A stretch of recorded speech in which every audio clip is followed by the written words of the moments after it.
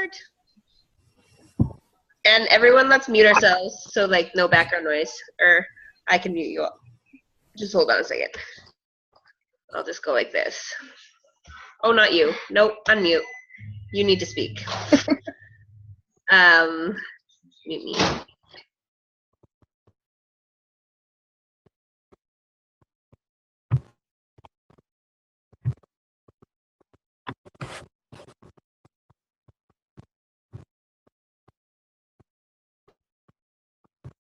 I'm good to go. It looked like you were trying to talk, but you were muted, so I wasn't sure if you were saying something important. Okay, so I wanted to talk to you guys a little bit tonight about how to create confidence in yourself and how to get your followers to have confidence in you. So I've been watching a lot of Lindsay Matway videos the last week or so. I just found her on YouTube. Like, I honestly didn't even, I'd heard the name, but I didn't really know who she was until I started watching her on YouTube. But apparently she's a top 10 elite coach, so she probably knows what she's talking about. One thing that she talked about that really kind of clicked with me was she talked about how when she first started, she didn't know anything, she didn't have an upline, and she just acted like she knew exactly what was going on. And I've had a lot of people come up to me and they say to me, like, wow, Allie, you must be doing so good. You must have this huge team underneath you. And they think that I do because I act like I do. So I say things like, my team and I are hosting a challenge group. I say my challengers, or I say our challengers, or I say our team, and I take ownership over it, and I take ownership over my business. And that way people see that I'm doing good and they see the confidence that I have, and then they gain some confidence in me. One thing, when I started with coaching, so I signed up about a year ago, and then when I started with coaching in August, I just did like a few posts here and there because I wasn't really sure about it. And then I kind of dived into it in October when we moved up to Calgary and I didn't have a job. And I didn't have a single challenger in any of those groups. I was not making $1 for all of the time that I was putting into that. But I was building my confidence with myself, with the challengers in the groups. Like, Crystal was in way back then. I remember her. And it was building confidence with her to me because she saw me doing these posts and she saw that I was putting the time in. And the same thing with my followers on Facebook. So when I was creating my events for challenge groups, even if I didn't have anyone in the challenge groups, and even if I didn't have anyone signing up underneath me, I still was creating the events so that people could see that I was active, that I was continually doing this, and nobody needed to know that I didn't have a single challenger in those groups. All they needed to see was that I was coaching and that I was putting in the effort, and that alone was enough to create the confidence to get the momentum I have now. Just make yourself feel like you're a top coach. Like, just wake up in the morning and think of your favorite top coach, like Rosa Friesa and Lindsay Matway, all of them. Think of them and think of, what do they think first thing in the morning? When they wake up in the morning, what are their thought processes being a top coach? And just try and put yourself in their shoes. Try and act like they would.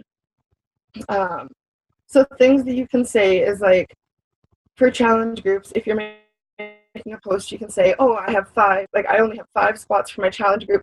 You want to get in it, it's going to be so much fun. And then it shows your followers, like, wow, she only has 5 spots left in her challenge group. Like, I better get in on that. Or you can say, like, if it's towards the end of the month and you're pushing really hard and your goal was to help 3 people and you've only helped 2, you can always say, hey guys, I just opened up 2 new spots in my challenge group. And, I'm looking for 2 women or men to join us in this challenge. And I think it's going to be really fun. You should get in on it. And then it makes it sound a little exclusive and fun and, like, exciting if they can, like, nab one of those 2 spots, and it creates a little bit of confidence for them following you. When you're doing live videos scare the crap out of me. Like, I hate doing lives. I don't know if there's anybody that loves doing lives, but I hate them. But my best piece of advice for you guys is just press the little button that says go live and just see what happens. Like, if things go to shit, that's fine. Just roll with it. I was making taco seasoning the other day, and I poured like half my bottle of paprika in there. And like, you just go with it. I was like, oh, well, that's not supposed to happen. Keep some of that out. And always speak boldly with intellect. And I know that sounds like it's even hard for me to say, but things like, you don't want to go on and say, oh my God, like I'm drinking this shake and it's totally good. And like, you should drink it because it like has vitamins and stuff. That doesn't really sound convincing, and that doesn't give you any confidence, and that doesn't give anyone else any confidence. We like your ramblings, Christy. It's fine. At least you know what you're talking about when you're rambling. But yeah, so instead of saying, oh, this shake, whatever, go on and say, oh my God, I'm drinking this shake. It tastes absolutely amazing, and it has these amazing prebiotics and probiotics in it, and I feel so good since I've been drinking it. Doesn't that give you a lot more confidence in the person that's talking than saying, oh, like this shake that I like drink sometimes? And this might sound kind of silly, but whenever I do lives, I wear perfume. Like, I wear my favorite perfume, and I always brush my teeth before I do it, because to me, it makes me feel better. And like, no one can smell me. No one cares that I'm wearing my perfume. No one cares that my breath doesn't stink. And no one cares that there's no broccoli in my teeth. But for me, it makes me feel just that much better. And I always get myself pumped up. So I will like put on some lame 90s music and crank it and like dance around my kitchen, or like whatever music that I'm feeling at the moment. I have a playlist that's called I'm Digging It. And so I'll play that, and I'll just like jump around my kitchen like an idiot. And hopefully I've remembered to close my blinds before I do that, but I don't always. So I'm sure some of my neighbors have gotten a show. And another thing that will give you huge confidence, at least it did for me, and I'm sure it would for you too, is to get uncomfortable. What I'm doing right now, doing this team call with you guys, is scary as shit to me. It makes me uncomfortable, and that's how I'm going to grow. And that's how I'm going to get confidence, because I'm going to get off of this call and I'm going to say, okay, well, that wasn't so bad. Like, I survived. No one made fun of me. No one made faces at me. But you're not going to get that confidence unless you get uncomfortable. When you face your fears head on, you just become more confident naturally. It just flows with you.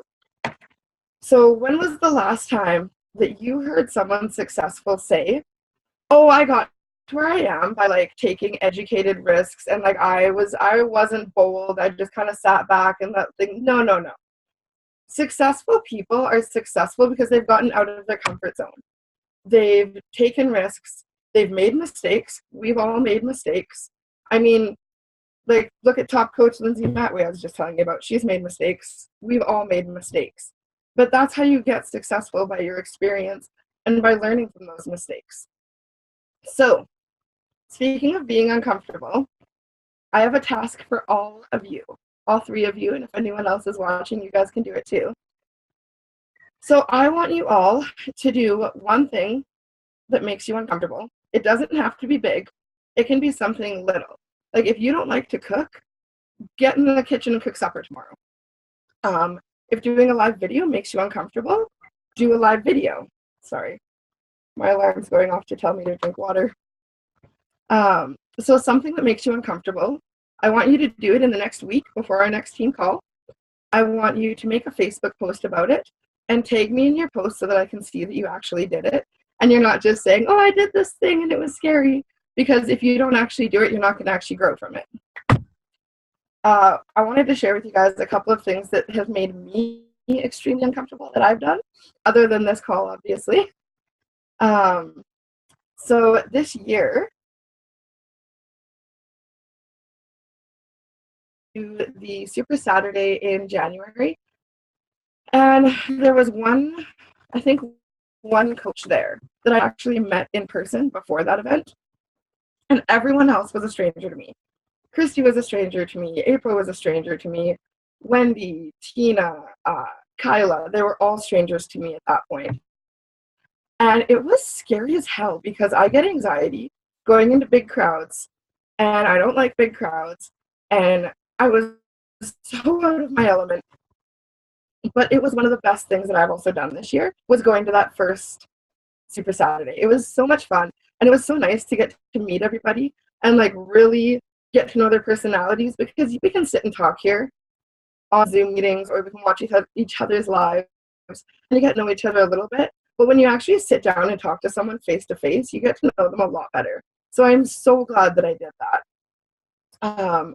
I also, my husband was in Winnipeg for 2 weeks for work at the end of March, beginning of April. And since I'm not working, I could do whatever I wanted. And my friends up in Edmonton were moving. They just had a baby in June, no, not June, July. They had a baby in July, I think. And so her back's still hurting from her pregnancy. Her mom and dad and brother were coming down to help, but her mom had a bad arm, so she couldn't help. So I was like, okay, so you've got two people that can't do anything and a baby, and you're going to need some help. So I decided to go up there and help them. And we didn't have a lot of money at that time. I don't even know. We've had so much go on since we moved up here, and like, it's just been such a short amount of time, and with me not working, it's been crazy. So anyways, didn't have a lot of money. So I decided, well, do I really want to drive my truck up there? Because that's a lot of gas there and back. Plus, you know that I've got a truck, so I'm going to be driving back and forth hauling stuff. So I asked them, do you need me to bring my truck, or can you pick me up from the bus station? I had never taken the Greyhound before. The Greyhound scared me because I didn't want to get my head chopped off. The bus. So I've never in my life taken public transit by myself. And I decided that I was going to take the C train down to the bus station. So I got my friend to show me the route like a week before I went. And then on the day that I was leaving to go to the bus station, I called a cab to pick me up, to take me to the C train station. And I got there and I bought my ticket and I got on the right train. I was so proud of myself. I got on the right train, went downtown, switched trains. Like, I had to completely switch. There's a red line and a blue line. I had to switch to the blue line. Then I made it all the way to the Greyhound station all by myself. And then I got to the Greyhound station. I had no freaking clue what to do. And I had no safety crutch. I had no one with me. I was completely alone in the middle of the city. My husband was in Winnipeg. My best friend was at work. And that was the only people I knew in the city. So I was extremely uncomfortable. But I just did it. I got outside of my comfort zone and just did it. And I was so proud. I was telling my friends up in Edmonton how I was so cityfied because I took public transit all by myself like a big girl. And that definitely helped grow my confidence. And then when I got back from Edmonton, my friends gave me a ride back. And I'd signed up for a yoga class. And it was a traditional hatha yoga. So it was like nothing like what's on Beachbody. Like, you got there and there was incense going and they rang a bell and it like rang in your ears. It was like one of those ancient Chinese kind of bells. And she like walked around with a smudging stick and we did chanting and like the whole like om thing. And it was so cool. And it was so out of my comfort zone. And I am so glad that I did it. And that week also, while my husband was gone, I went to the Beachbody training that was up here with Kim Carver. And that was scary because I still didn't really feel like I knew a whole bunch of people. And it's scary when you kind of go do those kind of things. And so I've done some scary shit this year to get myself out of my comfort zone. So if I can do all of that, you guys can do one thing in the next week to get out of your comfort zone. Faking confidence can positively influence your brain chemistry and change your life. That's what I was doing. Probably my most confident time this year was those 2 weeks when my husband was gone and I was forced in my comfort zone and I was forced to just be confident and deal with whatever was going on. And I'm going to wrap it up. I talked a little faster than I wanted to, but that's okay. Actually, I can tell you more. I can tell you a little bit about Lindsay Matway's story. So since I've been watching her so much and I've been girl crushing on her so hard, and she did our national wake-up call, she started off as a bartender. When she signed up, she had absolutely no upline. So all this stuff that Christy's told us, that Wendy's told us, that Tina's told us, she didn't have any of that. her upline wasn't working, her upline's upline wasn't working, and her upline's upline wasn't working the business. So she had no idea what to do. She was a new coach, and she was going to an event where Craig Holliday was speaking, and she sent him a message, and it was just filled with passion, and it sounded like something that the top coach of the company was writing. Like, she read it in her video that she did, and it sounded like something that you would expect from Lindsay Matway, one of the top coaches of the company. And Scotty Hobbs was following her, and he thought that she was making $100,000 a year. That week that she wrote message to Craig Holliday, she made $85.19. But she was acting like a top coach, and people thought that her daughter was born as a preemie, and she had a brain bleed. So she had over $400,000 worth of debt just in medical bills, just like medical bills alone, and she was a bartender. So she ended up losing her first because she just couldn't afford it. They were parking her car down the street so that when they came to repossess it, they couldn't find it. Like, that's how bad of shape she was in financially when she started coaching. And now she's one of the top 10 elite. Got people like Bonnie Engel underneath her. Like, she has top coaches underneath her. She bought her second home with cash. Like, straight up, here's some cash, I want that house.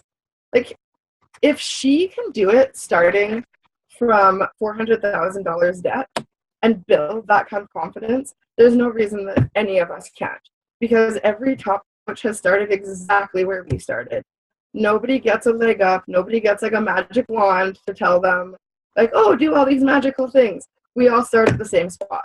So if you can look at those top coaches and think, I can do that, and just act like they act, and just have the confidence that they have, people will have the confidence in you, and you will eventually get to the point where you're so confident in yourself that you know you can get there, and you will get to that point. And that's all.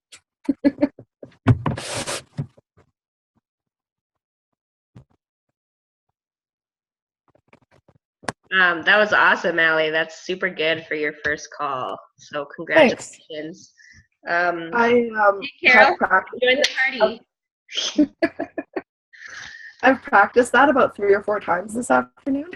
That's good, though. That's awesome, because I kind of just threw it at you. So that's good. My husband, I showed him like what you wrote up in the group, and he looked at it and he's like, oh, it's like when you're going to be on the national wake-up call. I'm like, this is the best. Like, if that's not a confidence boost. Totally. That's one of my goals too, is to be on national wake-up call, because the scariest thing for me that I did was at Kim Carver's training when I actually had to speak. Like, yeah, that was my scary thing. But it's true. This business is all about getting uncomfortable and putting yourself out there. Because if you don't, you're never going to grow, right? And this business is all about personal growth and sharing that with others. So that was awesome. Does anyone have any questions for Allie? No? Okay, well, good job. Let's take a quick picture, and then this was recorded, so I'll make sure I get it up, and then we'll post it in the group so you can see it. And you can use this. You don't have to use this confidence just for your business, right? Like, this is totally can be applied to life. Yeah. So we'll see. I'm probably going to be super dark because of all the windows around. But that's nothing new. Okay. Photoshop in here. Okay. There we go. Whatever. Okay, 1, 2, 3. Oh, damn. Okay, the only ones that I can see are like Cass and Carol, because everyone else is like all the glare. But anyways, okay. I should be able to fix it. Try doing this.